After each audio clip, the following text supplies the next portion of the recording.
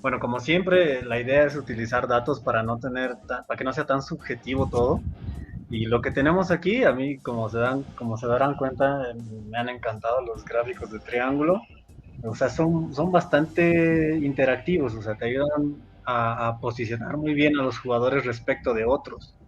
Entonces, lo que tenemos aquí es un triángulo que abajo a la izquierda tiene lo que en Inglaterra llaman el sweeping, que es la capacidad del arquero de acaparar más campo, salir más lejos de la línea de su arco y poder tener acciones ya sea defensivas o progresivas. Bueno, más que nada en el sweeping es defensivo, para cortar jugadas lejos de los tres palos, ¿no? Entonces, mientras más lo hace esto, más a la izquierda y abajo va a estar un arquero.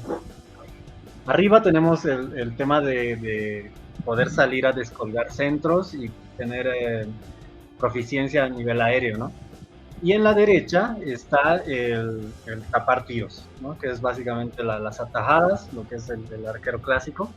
Y a partir de eso vamos generando roles, ¿no? Como en todos los posts que he intentado hacer, siempre la idea es no decir cuál es malo, cuál es bueno, sino ir dándoles distintos roles a los jugadores y ver cómo te pueden ayudar y cómo puedes formar un equipo alrededor de esos roles, ¿no? Entonces en la derecha, ahí tenemos al lado del gráfico, está en amarillo lo que se denominaría, perdón, el arquero del fútbol moderno, que son estos jugadores que no están clavados en la línea, sino que ocupan mucho del campo y son como una especie de líbero, ¿no? Entonces, sí los vas a tener obviamente del lado un poquito más a la izquierda, pero no tan lejos del centro, ¿no? O sea, va a estar a la izquierda y abajo, pero no tan lejos del centro. Luego tienes el as solo bajo los tres palos, que bueno, ahí están en la derecha abajo, es lo que está más cerca de la punta derecha inferior, y básicamente ahí tenemos a nuestro arquero, ¿no? Entonces a mí, como les decía, no es la idea darle palo a De Gea, porque a mí sinceramente no me parece mal arquero, pero sí es justo hacer la comparación y ver realmente cómo puede evolucionar un equipo que tiene un determinado tipo de portero. Y viendo ahora De Gea ahí a la derecha abajo, es como que está sacrificando dos cosas que son importantísimas, que a la vez son pilares del fútbol, como son pues abarcar terreno y tener ahí el dominio aéreo, y que eso lo estamos sacrificando por tener nivel de tapadas que estamos teniendo ahora, ¿no? Entonces, la idea del post es un poquito, y de esta sección, es un poquito entrar a mirar a De Gea respecto de otros porteros para darnos cuenta qué nos podrían dar otros arqueros y si realmente De Gea es lo que necesita este equipo bajo el sistema nuevo que va a venir con Ten Hag, ¿no? Y Daniel, antes de que prosigas, creo que el tema que mucha gente tal vez tienda a confundir con nuestra postura no es que decimos que De Gea tiene que ser como Ederson, que es un portero tal vez el ejemplo perfecto del portero moderno que sale con los pies, que es muy bueno con el balón en los pies, pero que tal vez no es el mejor atajador. Creo que lo que nosotros decimos es que hay muchos fundamentos que tiene De Gea o que le faltan a De Gea que son significativos, como eso que tú mencionas, de controlar los centros o de salir haciendo sweeping como un líbero. Eso lo han hecho muchos porteros 20, 30 años atrás. Schmeichel hacía eso en los 90. Y no estamos hablando todavía del juego con los pies, que eso ya es otra cuestión que podemos analizar en su debido momento. Pero es eso, y tal vez son cosas que no son tan gráficas para el aficionado, porque tal vez el aficionado promedio no se da cuenta de eso. Y yo lo entiendo, porque yo hace unos años yo era igual, yo pensaba que el portero solamente tenía que atajar, y por eso yo decía antes que De Gea era el mejor portero del mundo y todo eso. Pero es importante tener una perspectiva de qué es todo lo que involucra ser un arquero en estos tiempos, en este deporte. Sí, exactamente. Y si se fijan, ahí hay más puntos. Y esos puntos son todos los arqueros de la Premier League que han jugado por lo menos 900 minutos. Entonces estamos hablando de que tienes una muestra buena para saber qué estilo de porteros son. Y quisiera, o sea, en realidad para mí esto es como que se supone que mientras más al centro está es un arquero más balanceado. Y la idea de esta sección es un poquito que vayamos viendo, por eso les decía que va a ser un poco más interactiva, de quiénes creen ustedes que son cada punto. Por eso les quité los nombres y que vayamos ahí viendo qué tipos de portero hay en la Premier League, ¿no? Que me parece interesante también. Vamos a pasar a la siguiente. Aquí ya tenemos un par de nombres más, ¿no? Tenemos junto a De Gea a Fabianski, que es el arquero del West Ham, que si se fijan es muy interesante porque Moyes ha logrado afianzar una defensa a nivel colectivo de tal forma que no necesita tanto que Fabianski sea este jugador que descuelgue centros y que salga a 30 metros de su arco a despegar, sino que son los bloques que son tan compactos y que tienen un retroceso tan eficiente que hacen que el portero no esté tan exhibido, ¿no? En ciertas jugadas, cosa que nosotros no hemos logrado hacer. Entonces, para mí eso parte con el hecho de que algunos porteros, pese a no tener todo, a no ser sumamente balanceados, no estar en el centro del triángulo, de todas maneras pueden ser útiles en ciertos escenarios, ¿no? Entonces, para mí, como les digo, por eso la idea no es decir, bueno, el que está a la izquierda abajo es malo y el que está al centro es bueno. En realidad es, si tú ves que tu arquero está en una zona determinada, pues tienes que hacer algo tú como técnico para planear alrededor de eso, ¿no? Y es lo que ha hecho Moyes y que pues le ha surtido muy bien con Fabianski, ¿no? Después, en la zona izquierda abajo, tenemos a los que denominaríamos líbero con guantes, como están ahí en los roles, que serían Bachmann, Foster y Emiliano Martínez, ¿no? Que, bueno, creo que no es sorpresa para nadie, estos arqueros mantienen una línea alta a sus equipos, entonces están obligados a cubrir mucho y les encanta salir del área, se sienten muy cómodos corriendo a cortar jugadas, ¿no? Después tenemos a Fernández, que es el arquero, para los que no lo conocen, es el arquero suplente del Brentford. Está dentro o sea, dentro del rol determinado del tapador sin juego aéreo, que me ha parecido muy complejo, la verdad, es como que es uno de los roles más complejos de describir, pero se entiende que es como un jugador que es muy bueno mientras más cerca del arco está, pero que a la vez es muy bueno para salir, pero no a cortar jugadas afuera del área, sino es muy bueno para salir a achicar. Entonces ahí es como que puede parecer contradictorio, pero no lo es tanto. Y del otro lado, en la parte de arriba, tenemos al arquero que más descuelga centros de la Premier League, que es McCarthy. Sí, si no me equivoco, del Crystal Palace.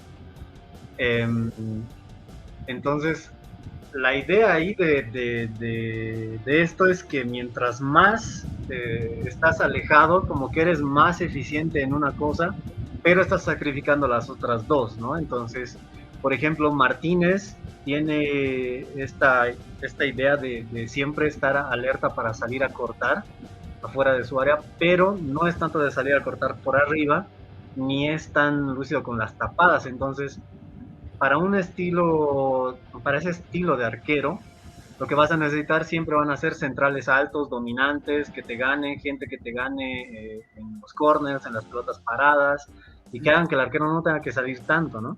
Es el del Soton, Dani. Le quitó el puesto Forster. Pero el del Crystal Palace es Botland. Ya, ok. Entonces, ahí tenemos a McCarthy en la parte de arriba. Y por ejemplo, en el caso de McCarthy, la idea es que cuando tienes un arquero así, que es muy bueno por arriba, pero que no sale tanto del arco y que no tiene tan buenas tapadas, pues lo que tienes que hacer es igual bloques defensivos compactos e intentar acumular mucha gente en el área y que puedan acercarse muy rápido al arquero. Y pues los centrales y lo que ha hecho Hasenhüttl ahí se me hace que tiene mucho sentido, ¿no? Ahí ya tenemos el primero que está intentando adivinar. Es parte de la idea, ¿no? O sea, mucha gente cree que del centro, ¿quién será? Es que yo lo estaba pensando que no el que está en el centro que señaló Jefferson, sino el que está arriba en la línea superior, justo en el medio, Ya. que creo que ese es Allison, ¿no? El que está en rosado, que sería dentro de... En la línea, En la mera línea. vertical. Justo en la línea vertical. Ese es Allison. No, No. te vas a sorprender. Por eso les digo, se van a sorprender y es muy interesante. Estos de Rafael rosado Robert Sánchez. se No, entienden como el arquero uno- completo. Y uno de los amarillos, considerando que está más en sweeping, uno de esos amarillos tiene que ser Ederson. A ver, lo vamos a ver.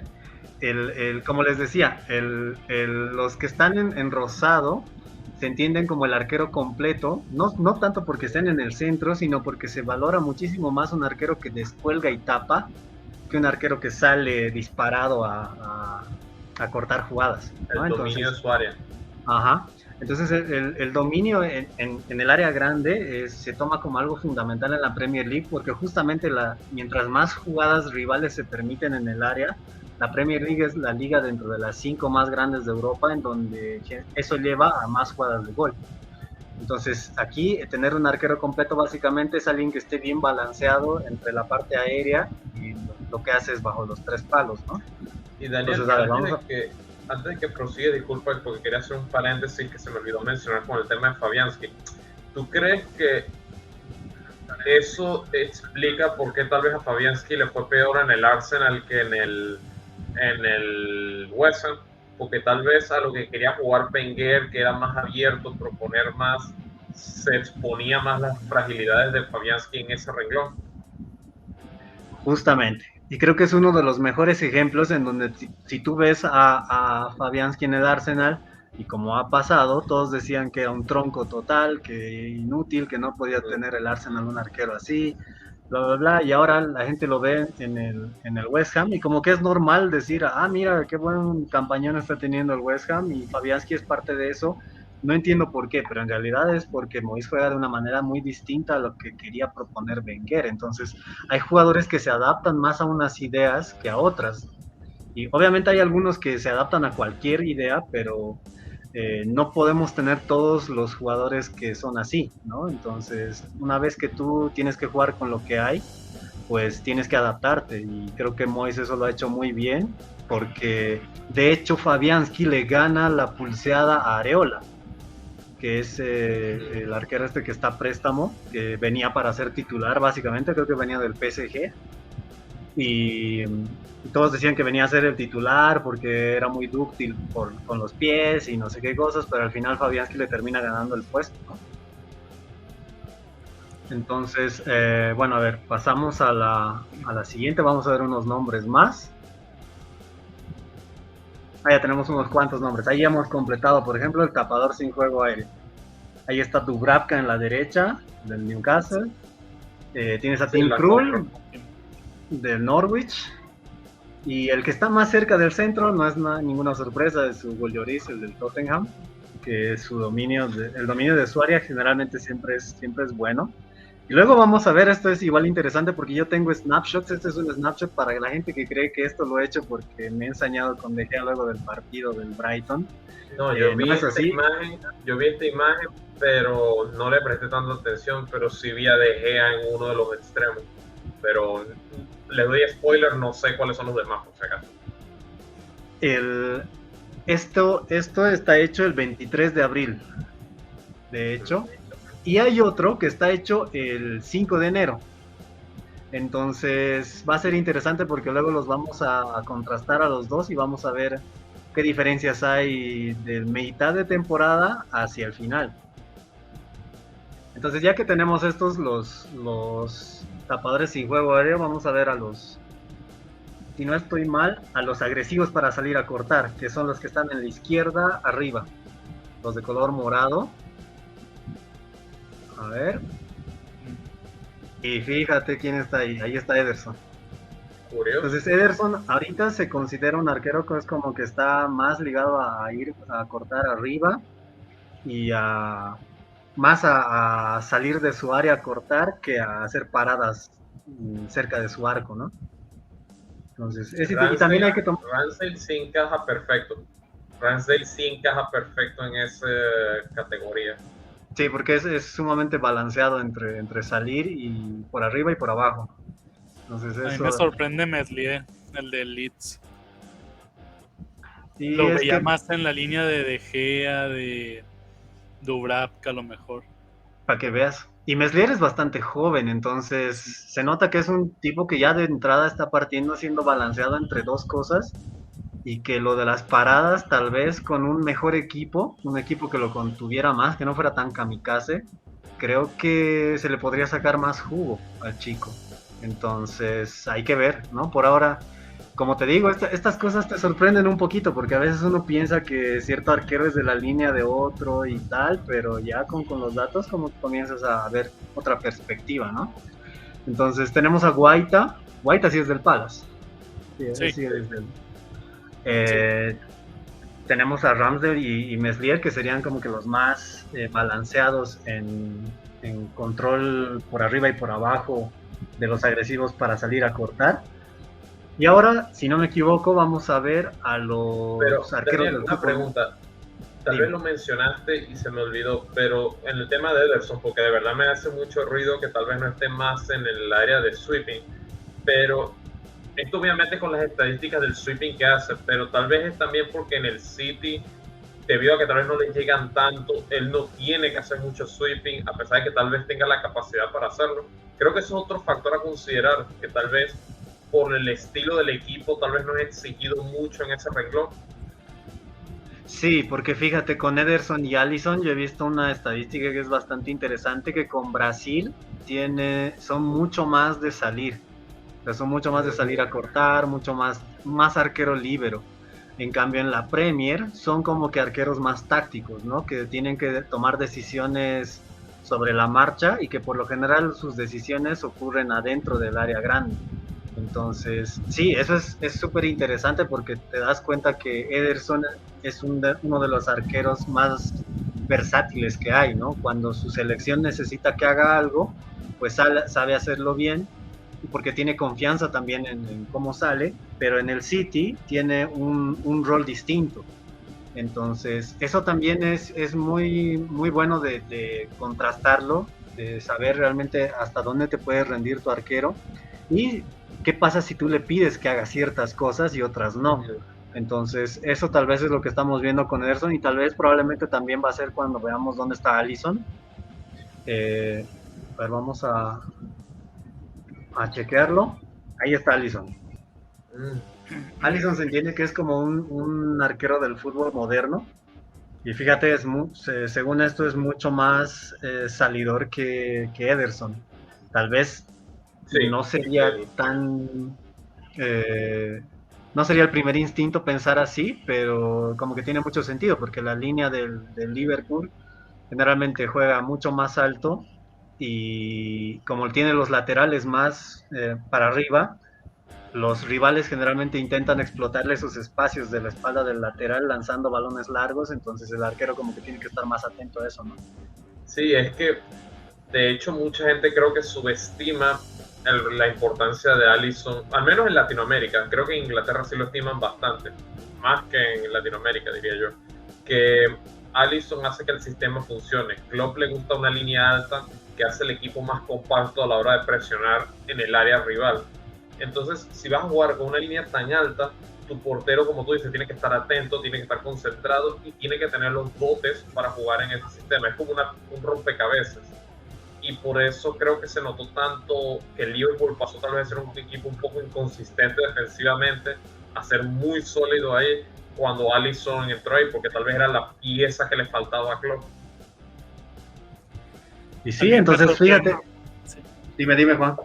Que también me sorprende lo de Nick Pope. Yo lo ubicaría más como shot stopping y un poquito arriba, más o menos como está McCarthy, pero un poquito más abajo. O sea, dominador aéreo y shot como entre McCarthy y Dubravka, digamos. Ajá. Y pues, sí, no lo tenía ubicado como un portero salidor. Con Pope era igual interesante porque yo veía esto no en triángulos, sino en coordenadas, en X y Y, de la temporada pasada.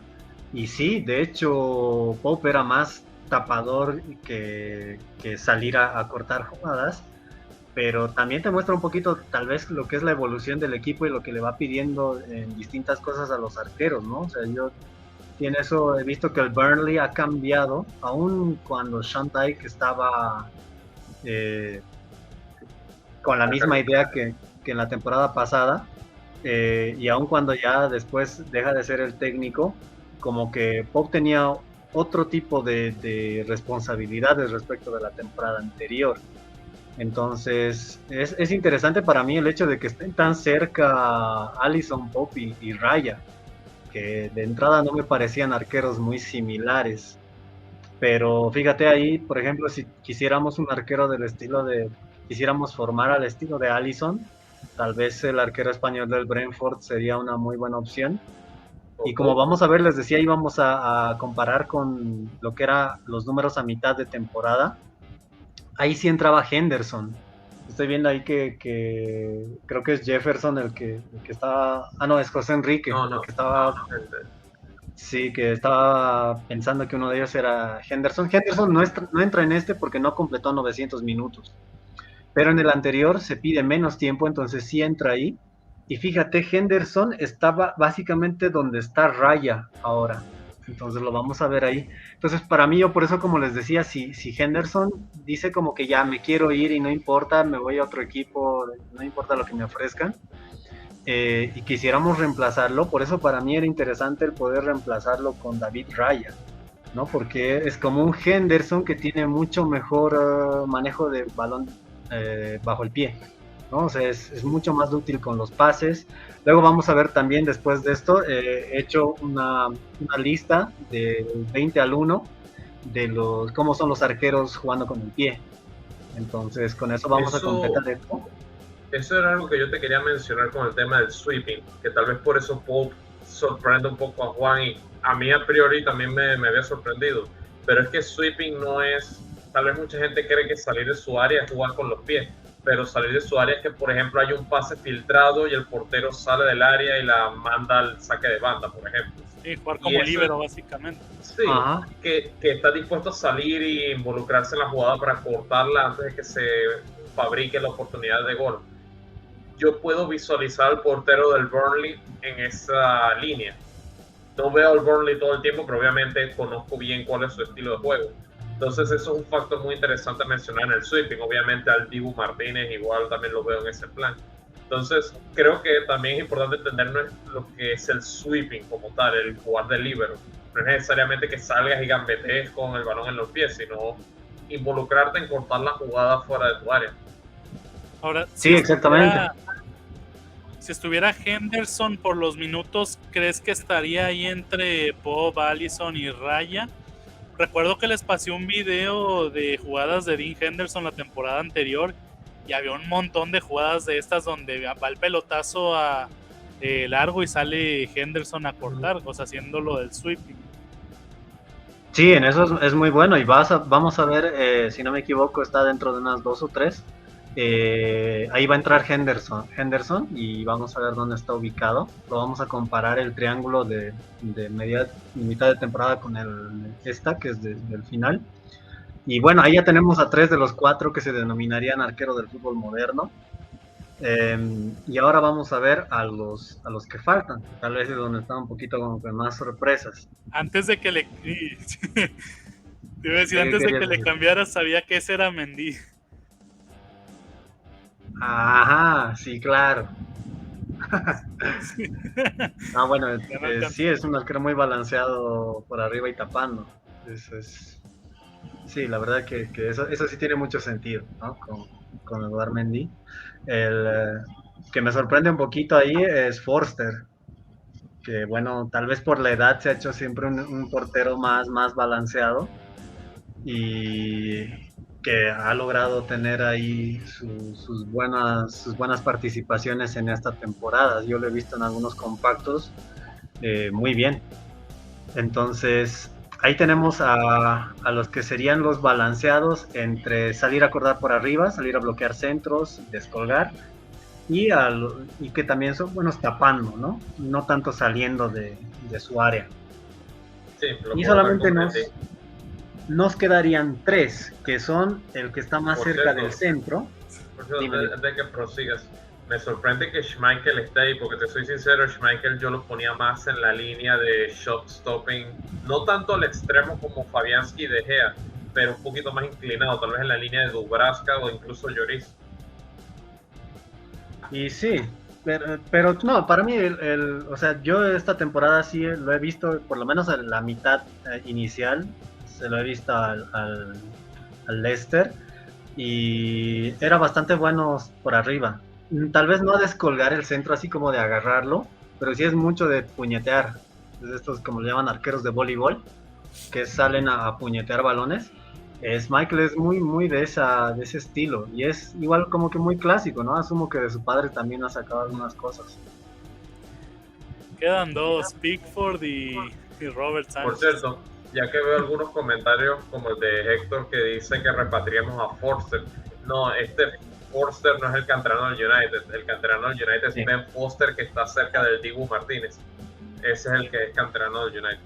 Y Ben Foster, si no me equivoco, está descendiendo con el Watford. Sí. Ya descendió. Su canal de YouTube ahora va a ser en el Championship otra vez. Fíjate, ahí ahora sí, hagan sus apuestas. Los nombres que quedan, quién es quién. Juan ha tirado 2. ¿Y cuál dices es el cuál? Amarillo es Pickford. El amarillo es Pickford, el que queda ahí. Ah, queda una amarilla, sí es cierto. Yo creo que Sánchez es el que está al lado izquierdo de Forster. Ya. Y el amarillo sí también creo que es Pickford. ¿Cuál es el último portero que nos falta? Que es el más completo en teoría, es el que estamos dejando afuera. Pero siento que se me está olvidando un equipo. Ya les doy hasta contar 3, 1, 2. Es que no me acuerdo cuál es el equipo. No, danos tantito más para identificar primero al equipo. A ver. Por eso me está olvidando, me da rabia. Le estés cosiendo el cerebro a es el del Brighton. Ah, no, perdón. No. Es el del Brighton. A ver, la gente igual ahí, los que nos están mirando. ¿Quién falta? Ahí está, Jefferson, ya lo decía, José Sá. Ah, sí. ¿Por qué se me olvidó? Sí. Me da rabia conmigo mismo.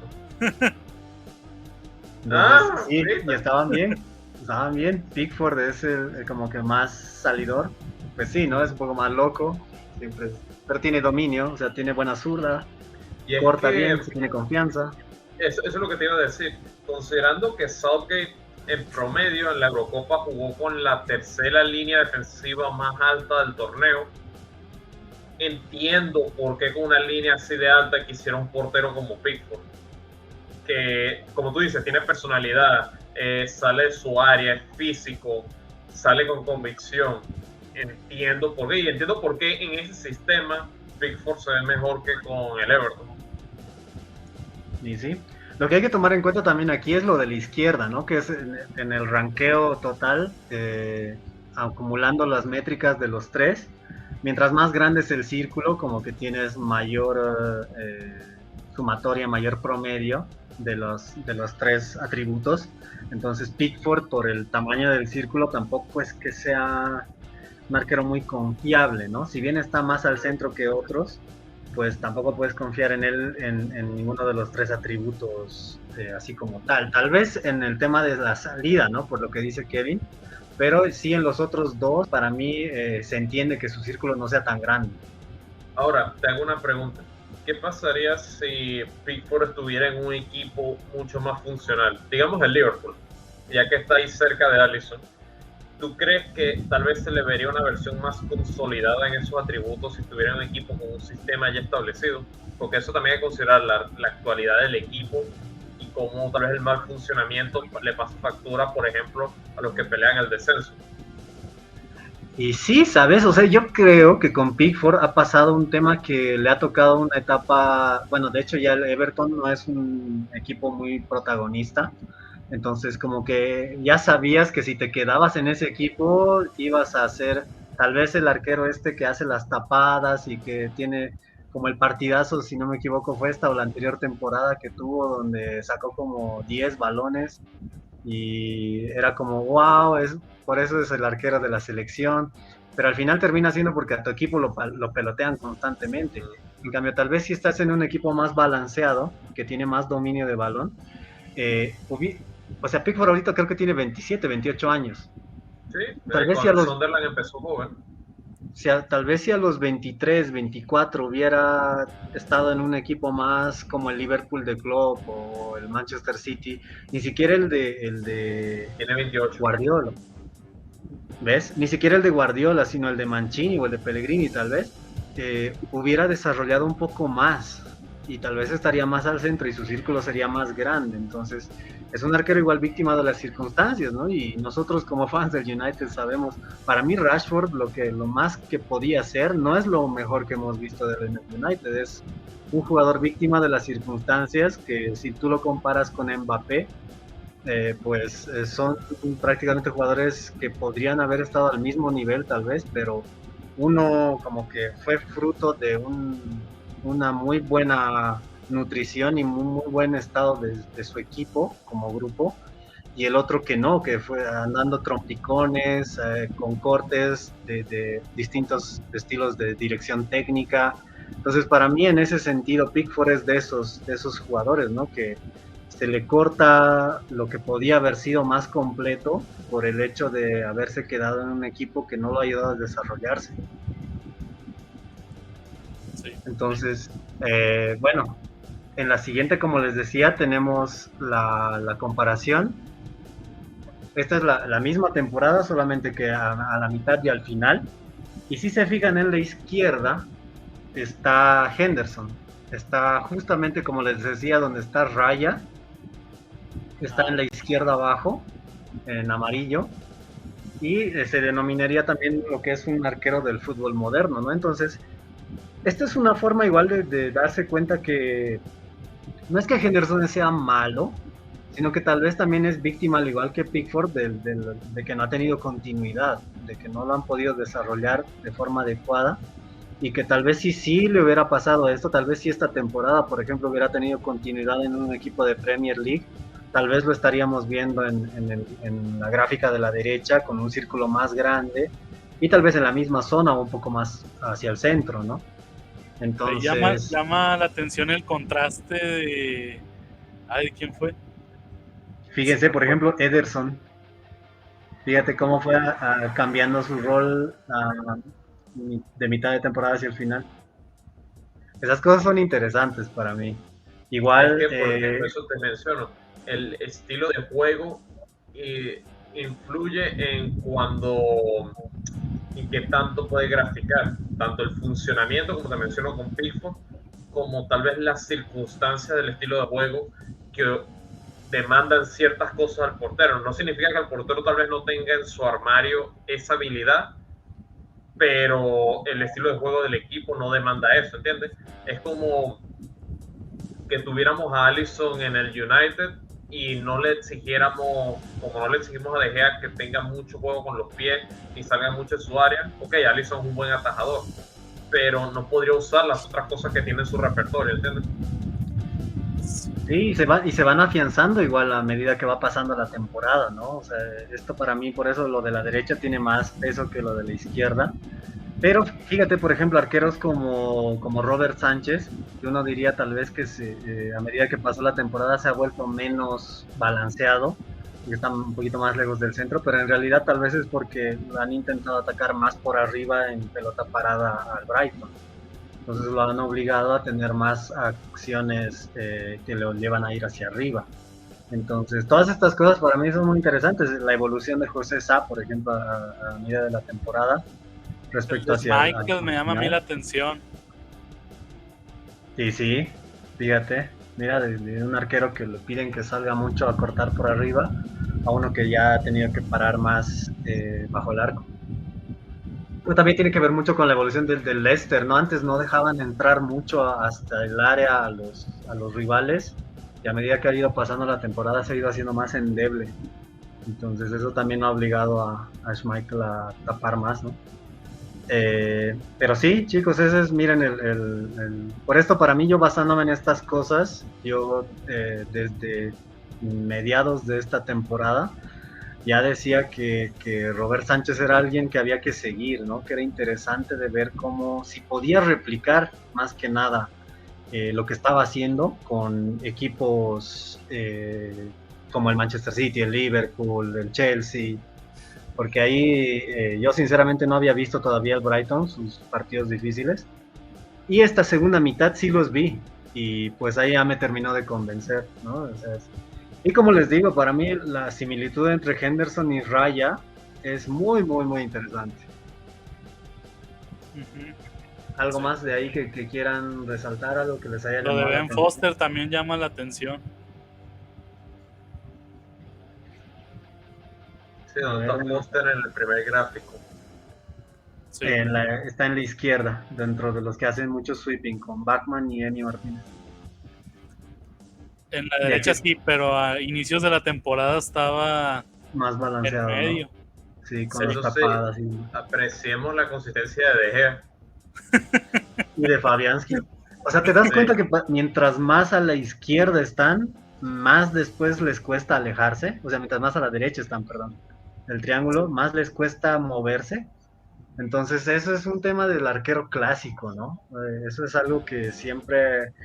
El arquero que se siente con confianza de que puede tapar balones, nunca va a dejar esa confianza de lado como para intentar a salir de la zona de confort. Es que esa es la versión de portero del jugador talentoso que no trabaja sin balón porque sabe que él puede influir cuando tiene la pelota. Es básicamente Marcial cuando Marcial todavía no había muerto, que no trabajaba sin balón, pero si le dabas la pelota él hacía algo, más o menos eso. O como el Riquelme que vuelve a Boca, ¿no? Algo que así. No corre, pero te mete los balones al pie. Y eso también creo que está el tema, porque también está interesante hablar de la edad de los porteros y qué tanto puede evolucionar. Por ejemplo, mencionamos a Henderson y Meslier, que son dos porteros jóvenes, pero Fabianski y De Gea ya eso es lo que son. Ellos no van a cambiar ni moldearse en algo diferente. Y tal vez también hay que meter la formación, ¿sabes? De Gea tal vez toda su vida ha sido formado como un portero atajador clásico y es difícil cambiarle el chip tras cierta edad. Sí, fíjate, yo estoy ahí con Jefferson. Respecto a esos tres. Tú lo has mencionado. Solo el tema de las edades, ¿no? Porque Sa creo que tiene 30 años, Raya tiene 26 y Sánchez es 3 meses más joven que Henderson, tiene 24 años también. Entonces, por eso para mí como que ahí entre los tres estaría, pero depende de qué estilo de defensa quieres tener, ¿no? Si quieres tener una defensa que va a estar jugando más arriba, tal vez Raya es más efectivo. Y una defensa con la que vas a jugar más por abajo, David Raya se hace una mejor opción. Pero si vas a tener una defensa súper compacta al estilo Wolverhampton, pues no le costaría casi nada a José Sa adaptarse, ¿no? Entonces, eso para mí es lo interesante que se puede charlar aquí, ¿no? De cómo cada arquero te puede dar cosas distintas y se puede ajustar a tu forma de defender. Ahora, sí faltaría considerar más cualitativo este aspecto que menciona Marcelo, ¿no, Dani? Dice, yo soy de la vieja escuela donde el portero le grita a sus defensas que demuestre que está metido en el partido cada segundo. Es otra, para mí, de las cosas que le falta a De Gea, que es ordenar a su defensa, ¿no? Es un portero que ordene, que lidere, que los... comunicativo. Ajá, y sí siento que hace falta. Sí, por lo general siempre hay un jugador que es el que ordena todo. A veces, generalmente suele ser el arquero, pero a veces es un central. En especial en pelotas paradas, siempre tienes a uno que es el que va ordenando a los demás. Y como hacen esto de la zona mixta, que es algunos toman jugador, otros hacen zona, es más imperativo tener orden. Entonces, obviamente sí, ahora tampoco, yo no he visto que De Gea sea como que demasiado callado tampoco. Pero sí, no siento que tenga ese sentido de ordenamiento, que por ejemplo sí tenía Van der Sar. De Van der Sar era increíble cómo él podía decirles que ocupen ciertos espacios a los jugadores y él complementaba ahí para poder cubrir toda la zona en la que él sentía que podía correr peligro. Entonces, obviamente de un cambio de ahí a lo que tenemos ahora sí se nota. Y a ver, de los tres que hemos mencionado, Raya, Sánchez y Sá, creo que el que más vocal es José Sá. En los partidos que yo he visto del Wolves, es como que él siempre anda ordenando, como juegan con línea de 3 al final, a los dos que van por afuera generalmente les anda gritando siempre. Entonces, ¿será la edad que sea más experimentado a lo mejor que los otros dos? Y también la personalidad del arquero, ¿no? O sea, hay arqueros que son más talentosos que vocales y hay otros que son al revés. Entonces, yo por ejemplo a David Raya no lo veo gritar casi nunca, pero el tipo es bueno. Es que lo ningunearon mucho en el partido pasado que le ganamos al Brentford. Como fue de los que mencionamos en el post de por qué Luis Enrique prefería a Raya y a Robert Sánchez, se agarraron de que los goleamos 3-0 para ningunear a Raya. Sí, bueno, pero es que a cualquier portero le puedes meter goles, ¿sabes? La gente que estima De Gea se comió 4 ayer con el Brighton. Entonces hay que sopesar también eso, pero el tema con lo de la comunicación es interesante porque es algo que no es cuantificable, ¿sabes? Eso es algo que es interesante porque tal vez ayuda con la defensa, como tú mencionas, con Van der Sar, y eso es algo que tal vez no podemos reflejar en las estadísticas y es un intangible que también juega un rol importante, que es el lado humano, que es el lado de comunicación, de relación con la defensa, y eso creo que es un factor a considerar. Y creo que es una de las cosas más difíciles del scouting, o sea, porque cualquiera tiene acceso a estos datos, pero realmente poder cerrar todo de un jugador con cómo es a nivel personal, a nivel mental, a nivel de comunicación y demás, eso creo que se hace todavía más difícil y requiere que vayas a ver al jugador en vivo, que lo cheques más de 5 o 6 veces, que lo veas en diferentes estadios, de local, de visitante. Y creo que eso hace que sea tan complicado para los clubes poder tener este nivel de efectividad para fichar en algunas posiciones, porque no es tan fácil, ¿no? Esto es interesante lo que comenta Jefferson. Estaría genial ver el triángulo con la temporada anterior de Gea, porque en esta nos han dominado hasta la sub-20. Entonces creo que eso ha beneficiado el estilo de Jefferson. Gracias por mencionarme eso. Defensivamente la temporada pasada estuvimos mucho mejor, obviamente.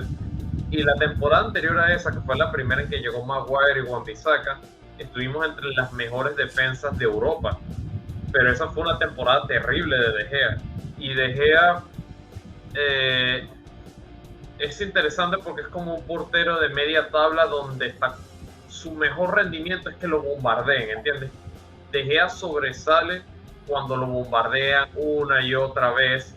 Entonces ahí sobresale más, pero tal vez en cosas más puntuales, partidos donde le disparan 1 o 2 veces, ahí usualmente es cuando De Gea muestra más sus falencias.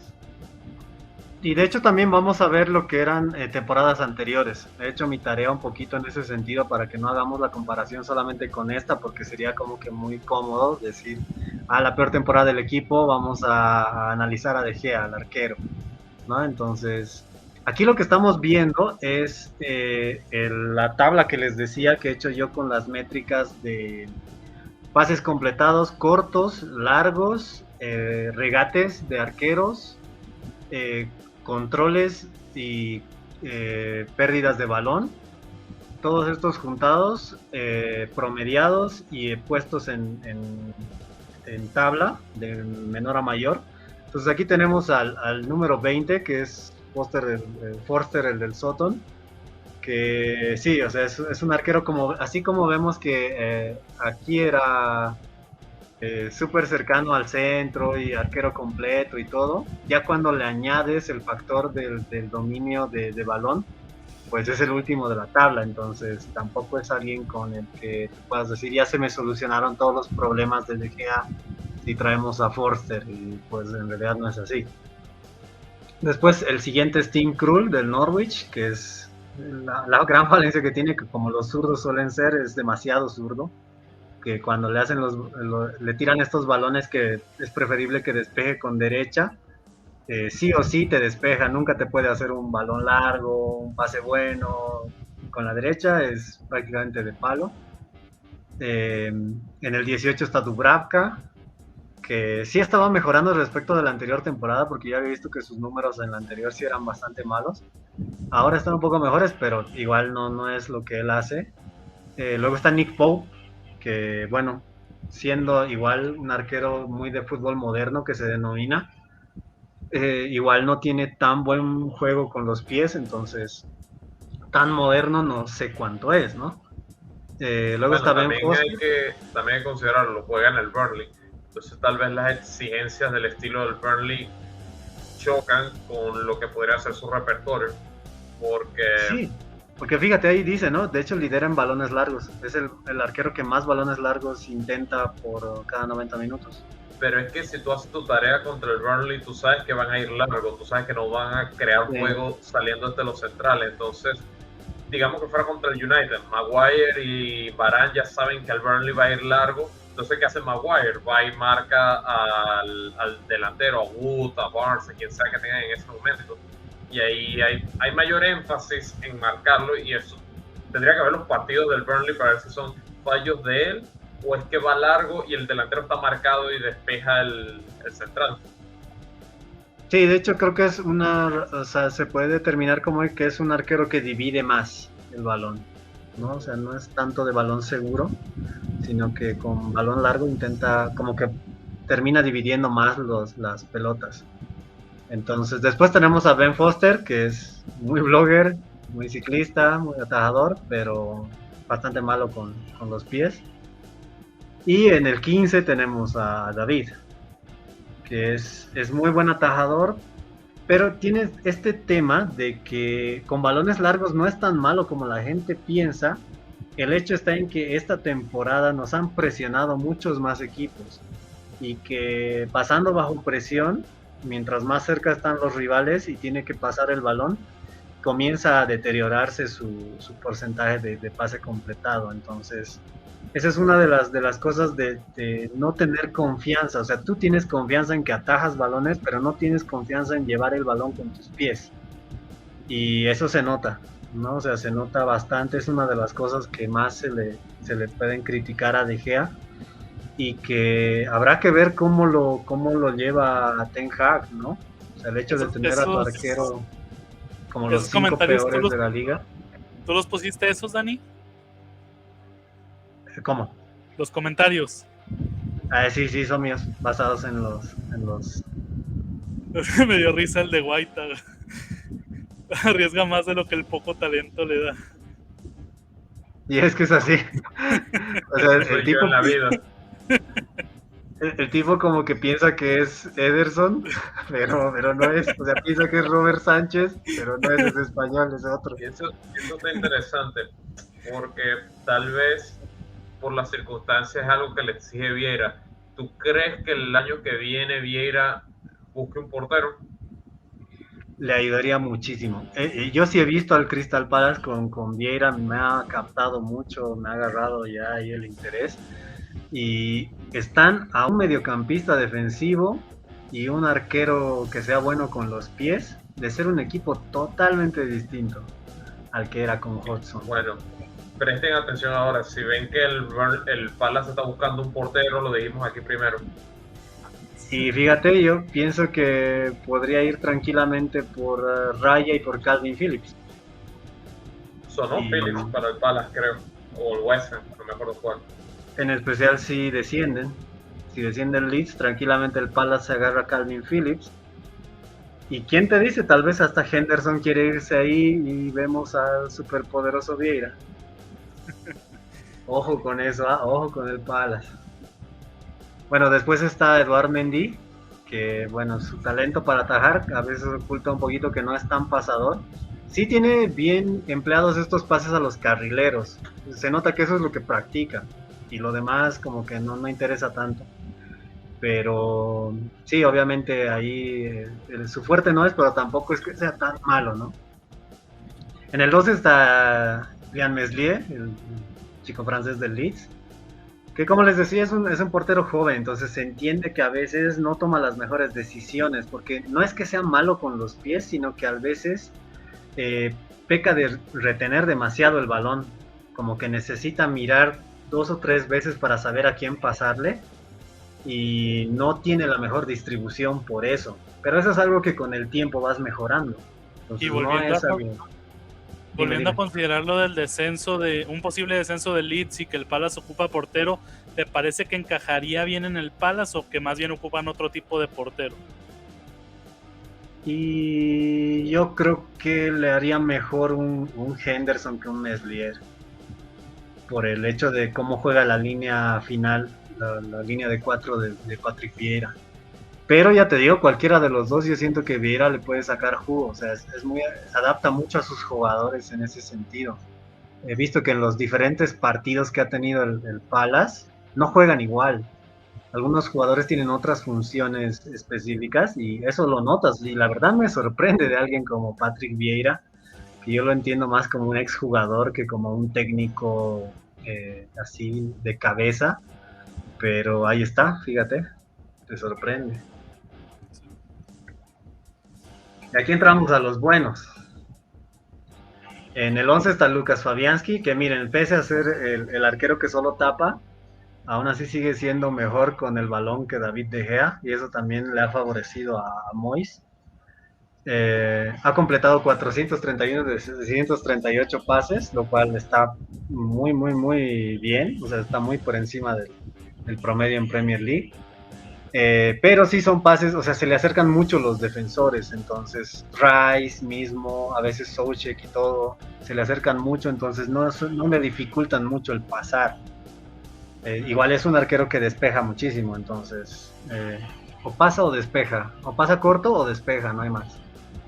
Luego tienes a Casper del Leicester, que básicamente es el arquero que tiene lo mínimo que requiere Rodgers para que funcione su sistema. Lo tienes Michael con los pies, así que le funciona. Luego está Lloris, que es muy similar a David en el tema de que bajo presión no pasa muy bien. Generalmente si lo ahogan termina dividiendo el balón. Bueno, la Copa del Mundo, el gol de Mandzukic en la final. Pero cuando tiene espacios, por eso está mucho más arriba que David, cuando tiene espacio es mucho mejor, no es tan desesperado de soltar los balones. Piensa un poquito más y generalmente toma una mejor decisión. Entonces eso le ha ayudado, yo creo que también la experiencia de haber trabajado con distintos técnicos en la Premier League, que lo han ido nutriendo de esas cosas.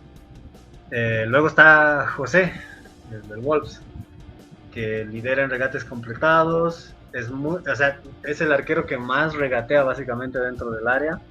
Es muy dúctil con el balón, como buen portugués. Así que no es mala opción, la verdad, como tal vez salvo por la edad, pero para mí, o sea, cada vez termina siendo una opción más atractiva. Luego está Emi Martínez, que ataja, pasa, distribuye y cancharea todo al mismo nivel. La verdad no es malo. Yo en los números por lo menos, Martínez no es malo, es muy, muy, muy bueno para lo que le pide el Vila. Entonces es un acierto, ¿no? Al final del club. Dani, luego está, dime. Si José Sá se veía también en el triángulo, ¿por qué queda tan abajo en esta lista? Porque el triángulo no toma el tema de los pases, de pase corto, pase largo. El triángulo lo que te da es dónde se sitúa un arquero, descolgando centros, saliendo fuera del área a cortar jugadas y tapando. Entonces, por eso te digo que para mí era interesante el cruzar esta tablita, esta lista, con el triángulo, ¿no? Y ahí poder ir viendo realmente quién es, no solamente decir, el que está en el centro es bueno y listo, sino también completarlo con esto, ¿no? Entonces luego tienes a Pickford, que interesante, fíjate, ahí dice que solo ha hecho un pase corto malo en toda la temporada y tiene la mayor cantidad de porcentajes de pase completado largo de todos los arqueros de la Premier League. Entonces sí, o sea, su zurda es buena, eso es innegable, el tema es lo demás. Y es interesante eso del pase largo porque salvo Calvert-Lewin, no diría que ningún jugador del Everton sea tan bueno para buscar un pase largo. No sé si por ahí Richarlison, pero de resto... Sí, sí, y es interesante, aún así alimenta bastante bien. Yo lo he visto que tiene mucho porcentaje de pase ubicado hacia los laterales, hacia Coleman y el otro. Pase bombeado hacia el lateral, eso lo hace muy bien, en especial para Coleman. Y luego tenemos a Robert, que está en el quinto lugar, entra ahí en el top 5, que de hecho es el arquero que más pases en general intenta en la Premier League. Ha intentado 1223 pases y tiene más de 200 que el segundo lugar. Entonces es una máquina de pasar el tipo.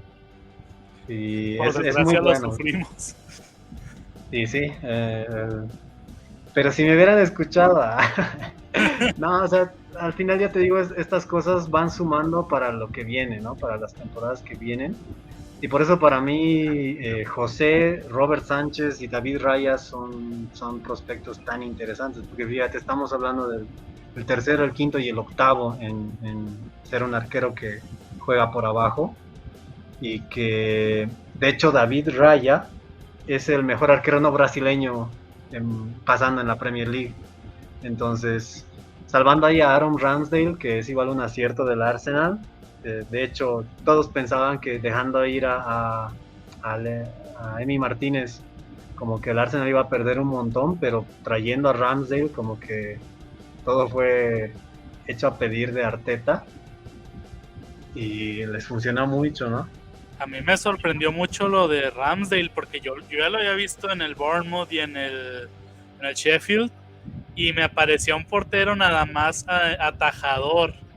Y decía, se ve bien porque le atacan mucho al Bournemouth y al Sheffield, y pues ataja mucho, pero no me parecía la gran cosa, y sí me sorprendió mucho lo que ha hecho esta temporada en el Arsenal. Fue un acierto completamente de Arteta. Y sí, o sea, ese tipo de cosas son las que de verdad me generan envidia, ¿no? De cómo equipos que tal vez no se ven tan grandes como el United y pueden hacer negocios buenos, porque Ramsdale ni siquiera le costó tanto al Arsenal, y de hecho muchos criticaban cuando Arteta se define por Ramsdale, pero ahí está, o sea, te das cuenta de que es un técnico que dice, yo lo voy a necesitar para que haga esto, esto y esto, y Ramsdale me cubre eso, entonces al final va a terminar funcionando. Y pues bueno, aquí ya, como te digo, aquí ya terminaría básicamente esta parte con la lista, porque los otros dos son los brasileros. El segundo es Alisson y el primero es Ederson, que a mí igual me sorprendió un poquito, pensé que iba a ser al revés, pero pues bueno, ahí están los dos brasileros en segundo y primer lugar.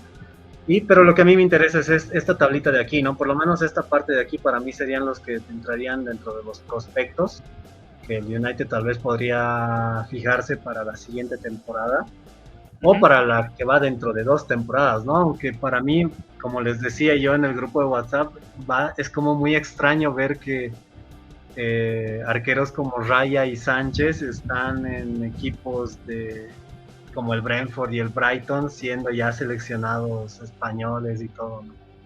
Si te preguntara entre Raya y Robert Sánchez, yo creo que vas a decir que Robert Sánchez porque ya lo has mencionado anteriormente, pero ¿por qué Robert sobre Raya? Fíjate, para mí es interesante porque depende de qué hacemos en el mercado. Para mí, como les decía, si se va Henderson porque él decide irse y ya pide básicamente el transfer request, yo tomaría a Raya, porque Raya tal vez por venir del Brentford sí estaría dispuesto a ser suplente de Gea, y que De Gea termine su contrato un año más y luego se vaya libre. Y ahí ya Raya, alternando tal vez en copas y demás, ya tome el lugar, ¿no? Ya tome ya el protagonismo. Pero si resulta que Ten Hag dice ninguno de los arqueros me sirve, y el United por algún extraño milagro se vuelve bueno para vender jugadores y nos deshacemos de Gea y de Henderson, para mí la opción ahí se vuelve Robert Sánchez, porque es como que la opción que cierra más, o sea, es más joven, es más completo, y tiene este tema de que intenta muchos más pases, entonces Ten Hag se puede beneficiar mucho de tener un primer arquero ya desde esta temporada que sea así, ¿no? O sea, es todavía una mejora a Onana, según yo. Y yo creo que él le sacaría muchísimo más jugo a la posición, o sea, de decir, ahora tengo una mejor herramienta, mira lo que puedo hacer. O sea, ¿tú no crees que Robert aceptaría venir a pelearle el puesto a De Gea o a ser, digamos, suplente, por decirlo así? Tal vez sí, pero siento que truncaríamos un poco su desarrollo, porque hay que tomar en cuenta que como tiene 24 años, todavía es un arquero que necesita continuidad para afianzarse, ¿sabes? Entonces, tal vez eso no pasa tanto con Raya, porque a Raya yo lo he visto ya desde las divisiones inferiores y cuando el Brentford estaba en Championship, es un arquero que tiene un nivel de continuidad, o sea, dentro de esa época clave que es de 22 a 25 años, ha tenido un nivel de continuidad tremendo. Entonces, eso le quitaríamos a Robert Sánchez, ¿no? Y esas cosas son también las que hay que evaluar a la hora de ver a quién traes. Sí. ¿Y crees que en rangos de precio andarían similares? Sí, yo creo que sí. Tal vez ahora después de esta temporada el Brighton decida que Sánchez es más caro, pero tampoco creo que puedan cobrar demasiado, porque en general los arqueros no cuestan demasiado dinero. Entonces lo último que les voy a compartir ahora es los datos que les decía, ya tomando en cuenta más temporadas que la última. Alonso pregunta si crees que sería buena idea vender a De Gea aprovechando que ha tenido buena temporada. Sí, es que al final no es que me parezca mal arquero, sino que yo siento que los atributos que tiene no van tanto con lo que pide el sistema de Ten Hag como técnico. Entonces, a mí me resultaría muy contraproducente que Ten Hag diga, sí, puedo jugar con la salvedad de que no sepa jugar bien con los pies bajo presión. Porque justamente yo siento que lo primero que va a tener el United la siguiente temporada va a ser presión alta de los rivales. Entonces, eso no sé, o sea, sería como pegarse ya un tiro de entrada en el pie antes de la carrera. Así que ahora después de esta temporada el tema es quién, ¿no? O sea, como decía Héctor ayer, una pregunta interesante. ¿Quién va a querer a David De Gea? Por su salario, más allá del precio.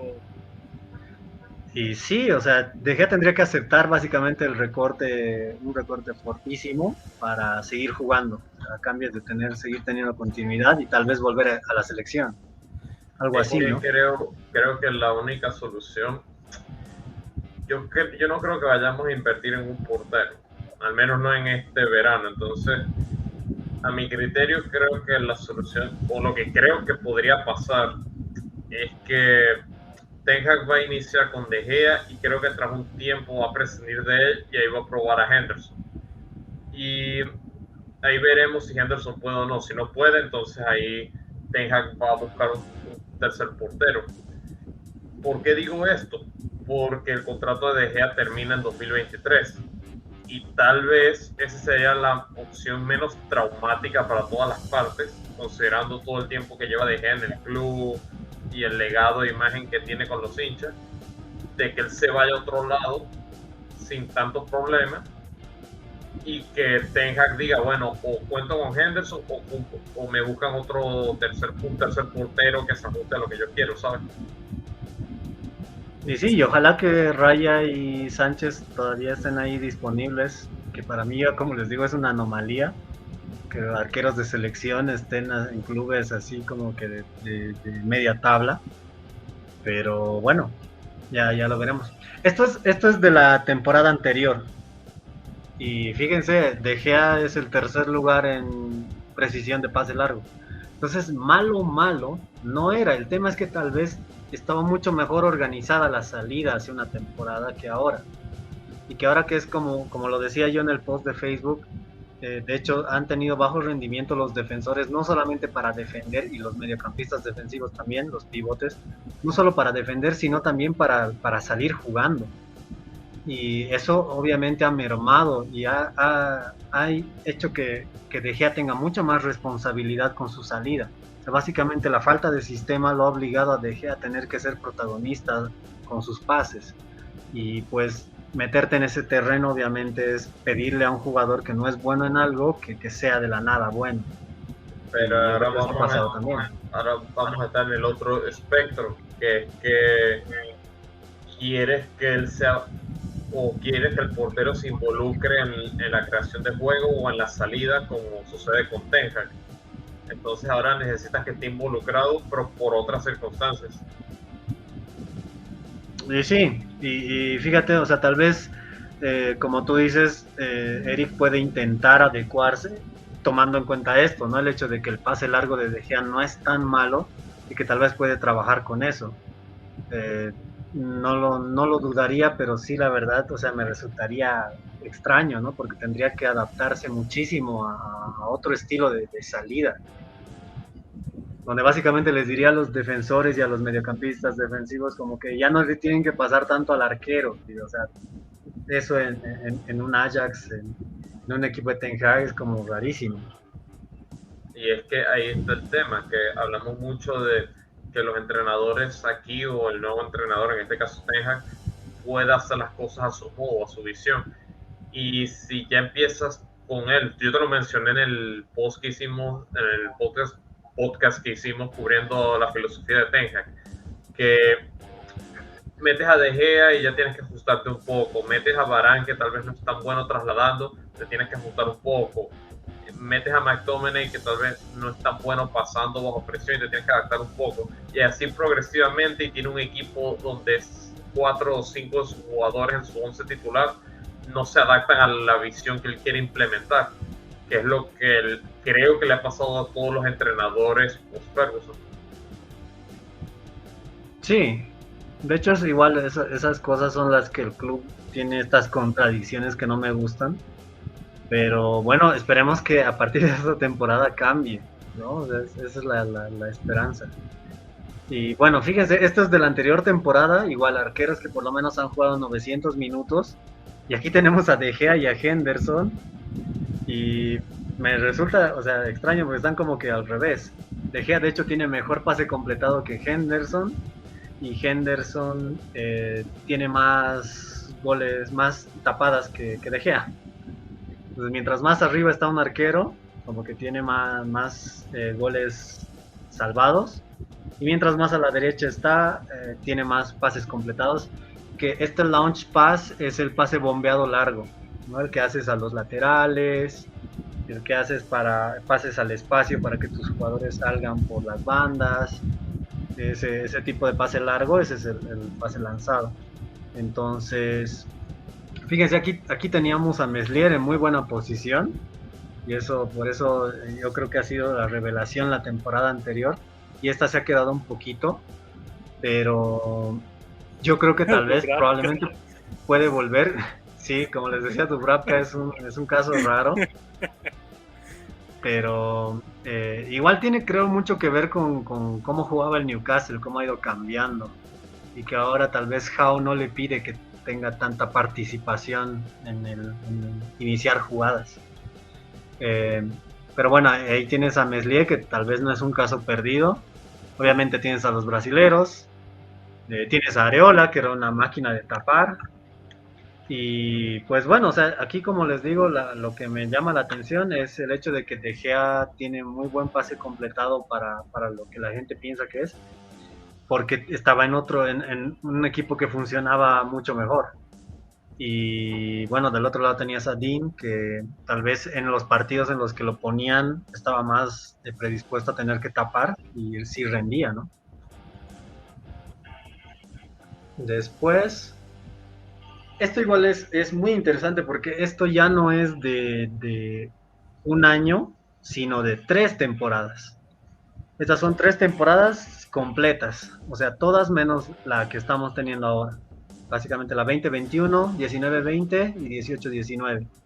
Acumuladas, y lo que tienes es pase completado, mientras más arriba está, más pases completa, y las tapadas respecto de las tapadas esperadas, que es, mientras más a la derecha estás, has tapado más veces de lo que esperaría, de lo que se esperaría según estadísticas.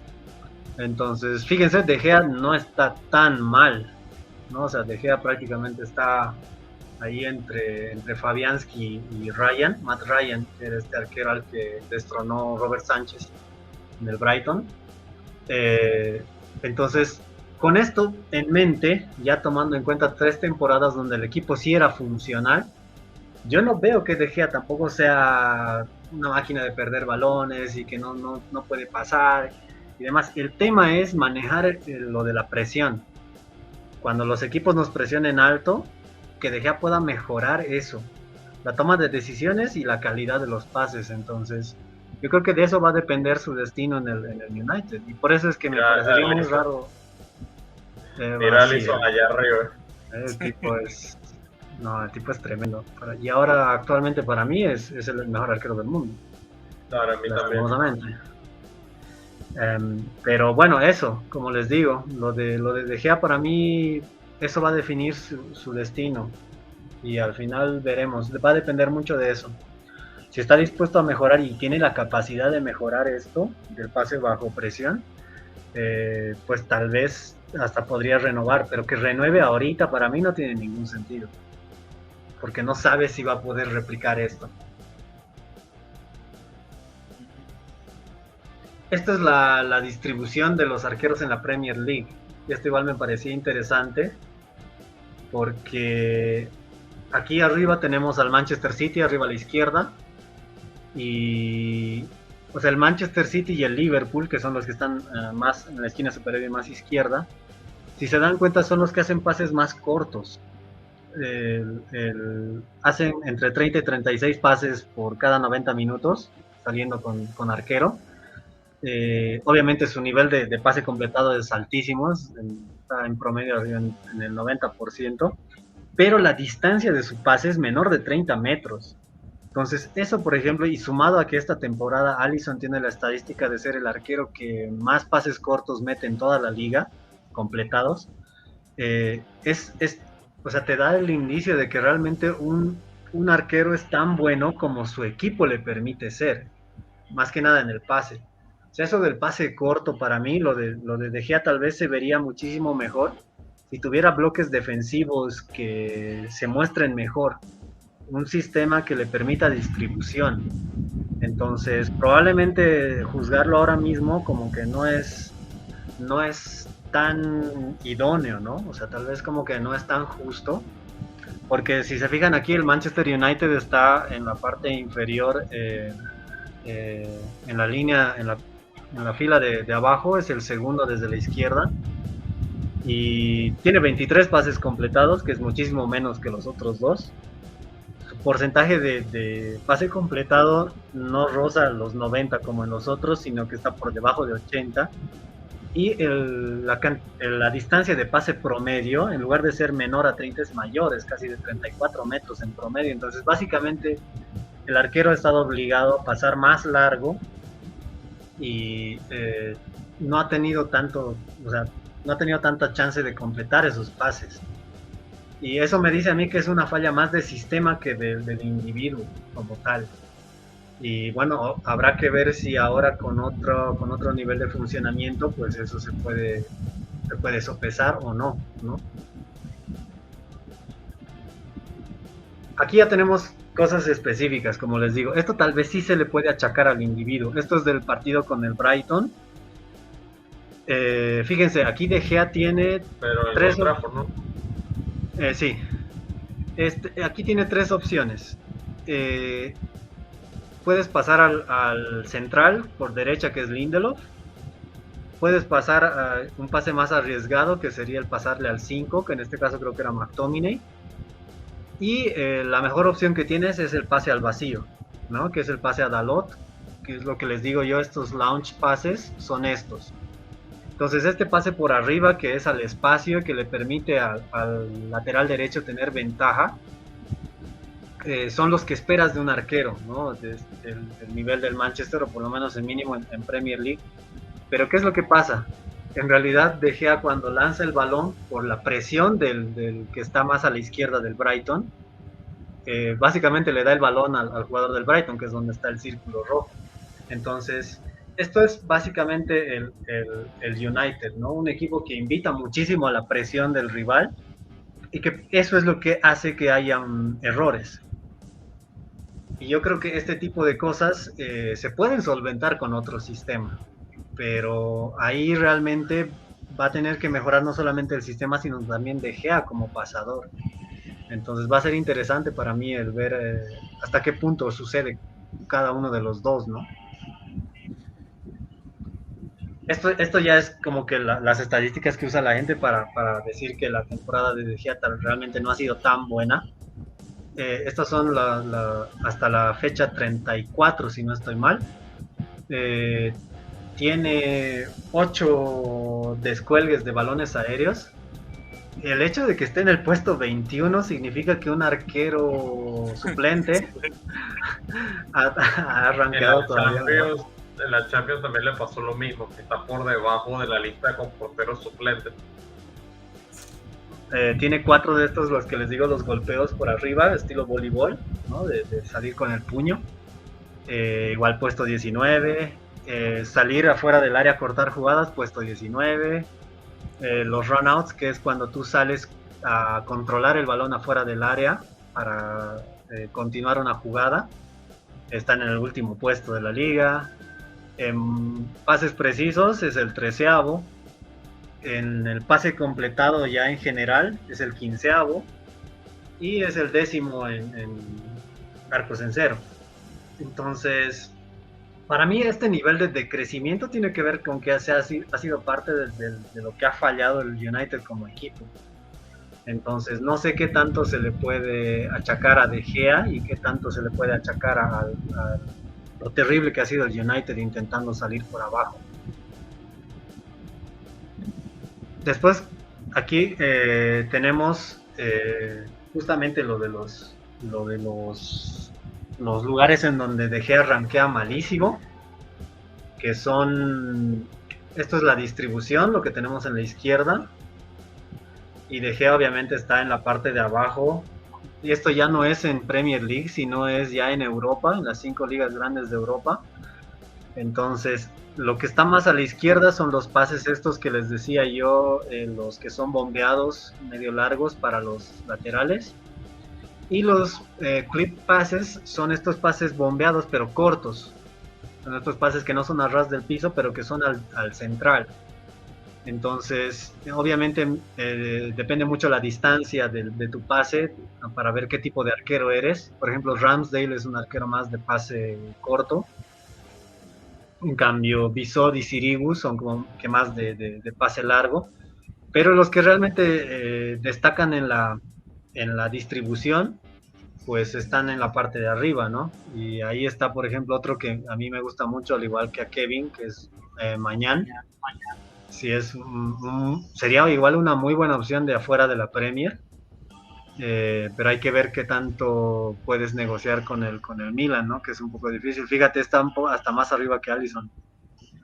Está casi a la altura de Ederson.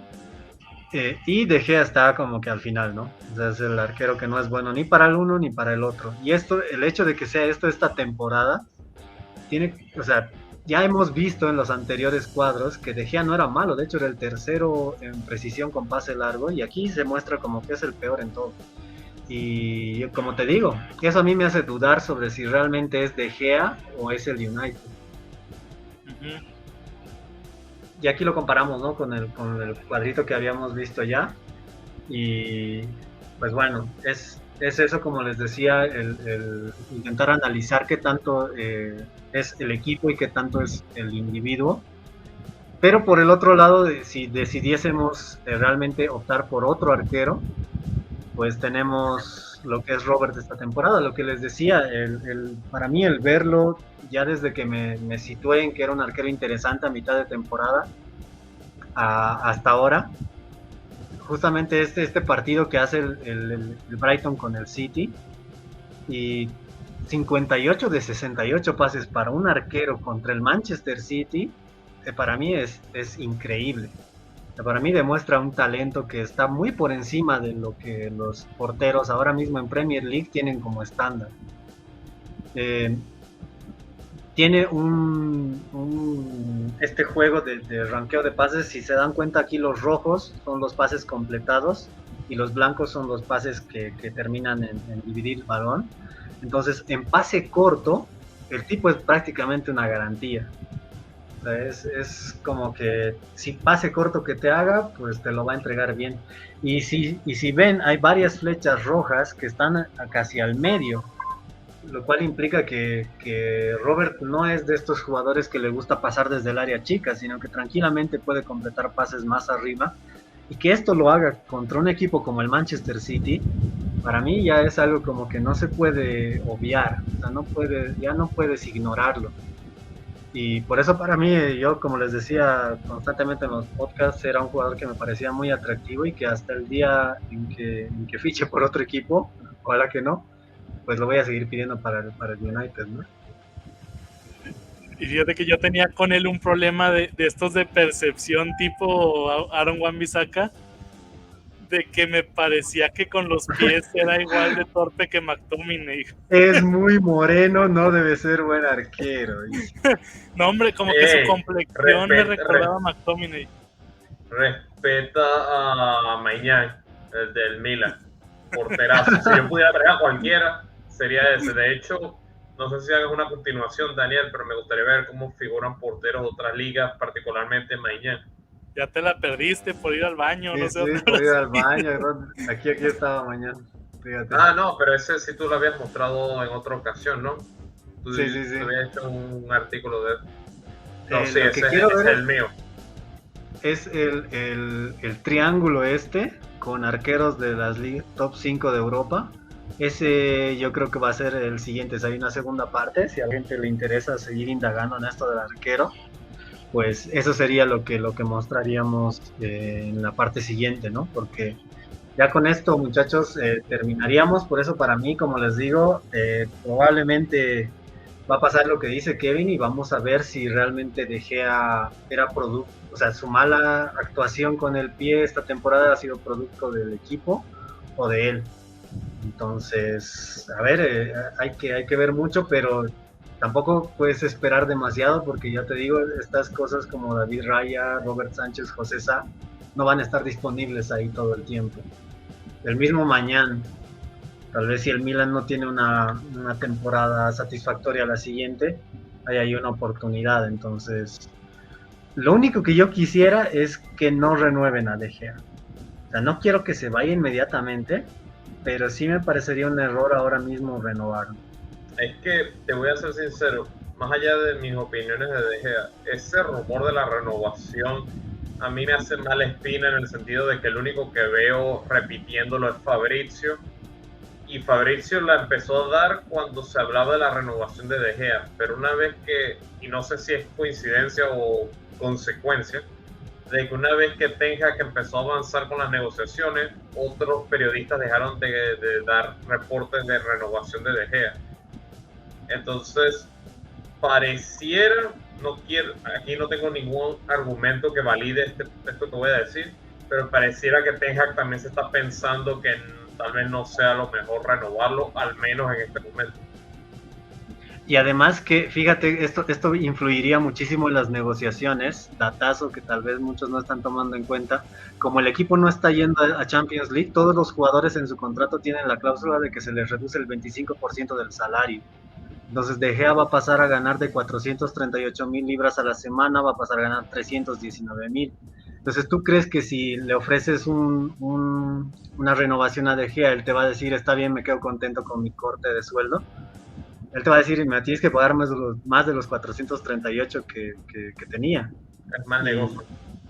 Y obviamente eso, ¿qué va a hacer con los otros jugadores que no van a poder renegociar contratos? O sea, ¿cómo se van a sentir los demás? Por el hecho de que a ellos no hay forma de que puedan no tener ese descuento de 25%. Entonces se lo van a tener que tragar. Imagínate Cristiano va a tener que tragarse el 25% y De Gea no. Entonces, yo quiero una cámara cuando alguien le diga eso a Cristiano. Ese tipo de cosas para mí es lo que hace que no tenga para nada sentido la renovación de David De Gea. Entonces veremos, ¿no? Para mí sería un aliciente ya de entrada esta temporada de que realmente las cosas están cambiando si no se le renueva. Esa es como que mi conclusión de este tema de hoy. Espero que les haya gustado. Sí. Que Ten Hag tiene que tomar una decisión. Esa es la conclusión de todo esto. Sí, y que eso probablemente determine el futuro cercano de su United.